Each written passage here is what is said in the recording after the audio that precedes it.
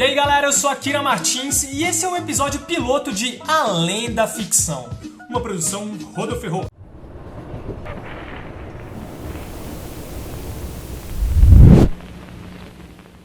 Mas Akira, que programa que é esse? Eu não tô entendendo. Além da Ficção é um programa em que a gente entrevista especialistas para falar sobre temas que são abordados em filmes, séries, enfim. De repente alguma ideia, alguma sugestão, alguma solução que foi colocada nesse filme e a gente vai ver, do ponto de vista de um especialista, se isso seria possível ou como seria isso na realidade.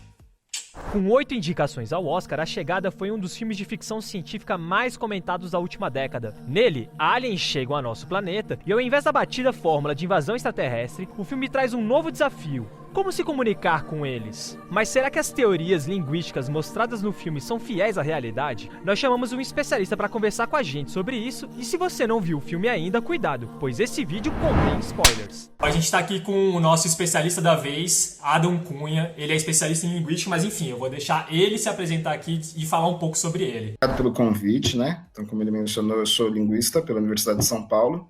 Eu atualmente trabalho, né, tanto no meu campo profissional quanto no meu campo de estudos com bilinguismo. Mas gosto muito do filme que a gente vai discutir porque foi uma questão que eu estudei no meu mestrado, que é a chamada hipótese Sapir-Whorf, né?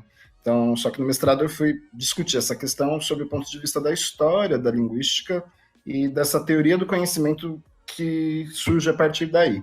About this idea that if you immerse yourself into a foreign language that you can actually rewire your brain. The Sapir-Whorf hypothesis. The theory that it's the theory that the language you speak determines how you think and. Então, já vamos aproveitar o gancho aí e explica pra gente o que é essa teoria de... Vou tentar falar o nome que você falou. Sapir-Whorf. Eu acho que aqui é um dos casos, né, em que às vezes não é tão legal conversar com um especialista. Porque aí a gente chega cheio de alegria, né, assim, o que é isso? Aí o especialista vem e diz, isso não existe. O que seria essa ideia, né? Eu, embora não goste do rótulo hipótese Sapir-Whorf, fiz um mestrado sobre isso, sobre esse tema. No meu mestrado eu fui trabalhar com... eu comecei a chamar essa hipótese mais de hipótese do relativismo linguístico ou hipótese da relatividade linguística, né? Porque, já antecipando um pouquinho o segundo ponto, nem esse pesquisador norte-americano chamado Edward Sapir, nem o Benjamin Lee Whorf, eles nunca escreveram nenhum texto juntos. Eles nunca agruparam esse rótulos de ideias, né, e tiveram uma formulação explícita que eles reconhecessem como deles. Mas a gente tem uma tradição de pensamento que já se questionava: a língua, ela influencia a realidade ou ela não influencia a realidade? Então a gente pode assumir que eles são pensadores que, de algum modo, por meio do que eles publicaram, eles estavam preocupados com essa questão, se a língua ela influencia uma realidade ou não. Entendi, agora entendi tudo, entendi.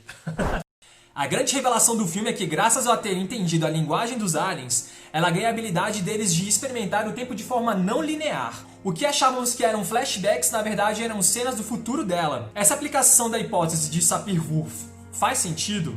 E aí, de novo, a gente acha que vai ter que voltar a atenção para o que é realidade, né? E o que seria aí o fazer científico. Porque o que você tem no filme é a seguinte pergunta: aprender uma língua me leva a modificar todo o meu pensamento? Aí a gente volta àquela resposta ambígua, sim e não. Acho que assim, dentro da verossimilhança dessa trama, faz sentido, eles eram ETs diplomatas que tinham acesso a esse conhecimento e que queriam dar para a gente um presente, tá? Por que eu digo? Porque do ponto de vista da realidade, eu teria que saber se a capacidade biológica dela poderia abarcar essa questão, né? Porque se a gente for olhar só para a questão linguística, a resposta mais rápida é que não. Vamos para um exemplo rápido. Inglês não marca gênero gramatical nas palavras, né? Português marca feminino e masculino. Alemão marca feminino, masculino e neutro. Você ter acesso a esse conceito de gênero não faz você ficar mais atento às questões de gênero. Então eu volto lá para você no exemplo da dor. Quando eu te conto como é a minha dor, eu posso te dar esse relato mais detalhado possível, fazendo uso da mesma língua, você ainda não é levado a sentir a dor.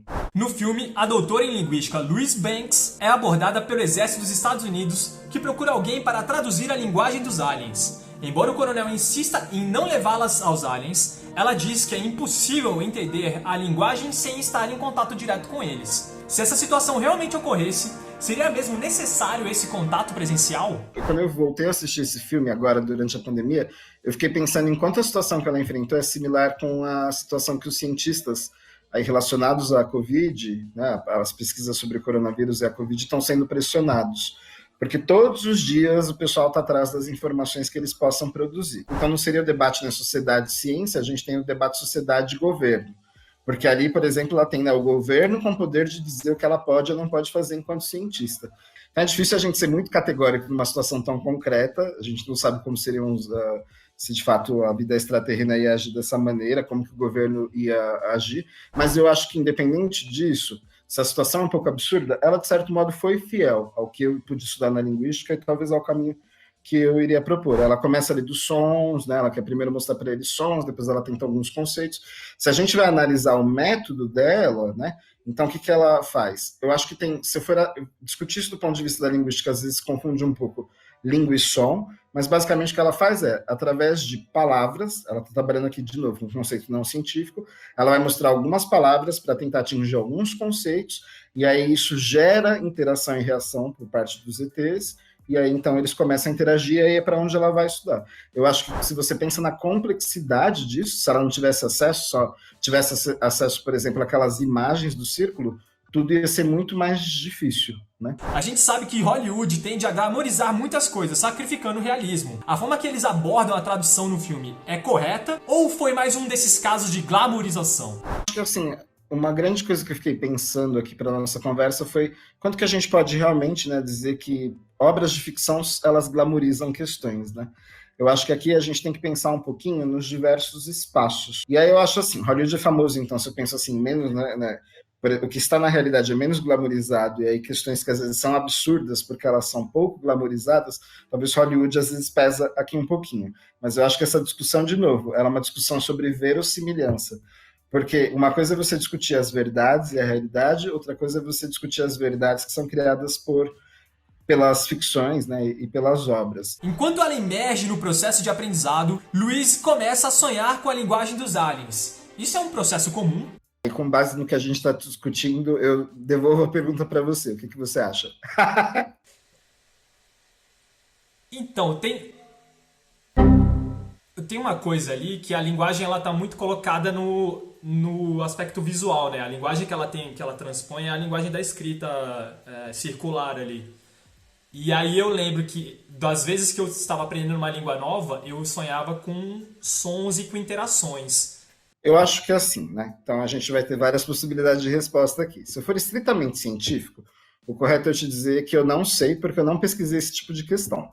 Eu só posso responder isso através da minha experiência. Na minha experiência eu estudei várias línguas, mas me recordo de ter sonhado raríssimas vezes nelas. Tá? Acho que esse é um ponto. Quando a gente vai olhar para a questão do filme e transpor ela para a realidade, eu acho que existem alguns movimentos que estão acontecendo ali. Quando ela acessa essa nova linguagem, na verdade, ela sofre uma transformação de toda a estrutura cognitiva dela.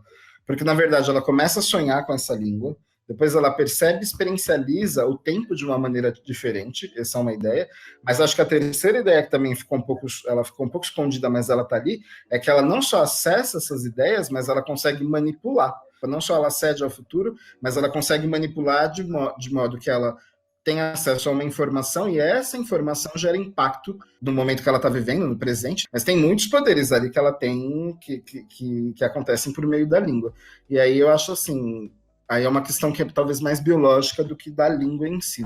Mas uma resposta rápida, a gente não tem estudos que confirmem que as pessoas sonhem sistematicamente. Eu acho que a gente precisa entender se língua é a mesma coisa que cognição, se língua é a mesma coisa que pensamento, o porquê que a gente sonha o que a gente sonha, são questões muito fora da linguística.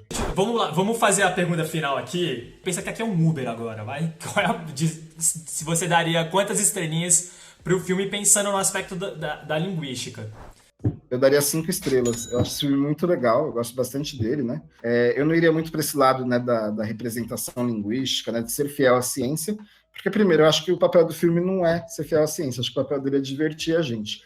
Eu acho que esse filme ele é bastante interessante, ele tem um tom monótono, mas aí, conforme ele vai desdobrando, ele vai ficando interessante, e a parte que eu mais gosto dele é a pergunta final, que é uma pergunta extremamente humana. Então, toda essa história dos ETs e do que se ganha são panos de fundo para chegar a essa pergunta, que é, se você tivesse acesso a todas as alegrias e tristezas que você vai enfrentar ao longo da sua vida, você enfrentaria ela da mesma maneira ou você tentaria interferir?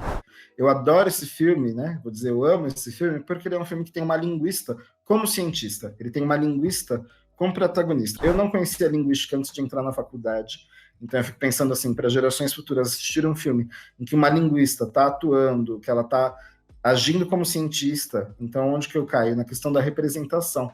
Representatividade importa nesse universo social. Quando eu vejo um governo ameaçando, por exemplo, corte de verbas nas humanidades, de algum modo ele está dizendo, vocês não são importantes, vocês não são cientistas. Então, acho que a partir do momento que Hollywood faz isso, né, então eles têm a capacidade sim, de estigmatizar ou de tirar estigma sobre questões. Então, acho que a partir do momento que eles trazem uma cientista das humanidades para resolver, para salvar o mundo, é um novo tipo de heroína, é um novo tipo de cientista. Então, isso é a coisa que faz eu mais gostar do filme. É isso aí, galera. Esse foi o nosso programa piloto do Além da Ficção. Se você gostou, faz aquele bagulho de sempre. Dá aquela compartilhada, dá aquele joinha, mostra pros seus amigos sobre esse programa aí, faz ele ser conhecido pela multidão. E se você gostou desse bate-papo que a gente teve com o Adam Cunha aqui, ele vai estar disponível na sua íntegra nas principais plataformas como um podcast. É só procurar como Além da Ficção. Os links também para as principais plataformas vão estar aqui na nossa descrição. Beleza? É isso, galera. Brigadão. Tá demais. Valeu e até a próxima.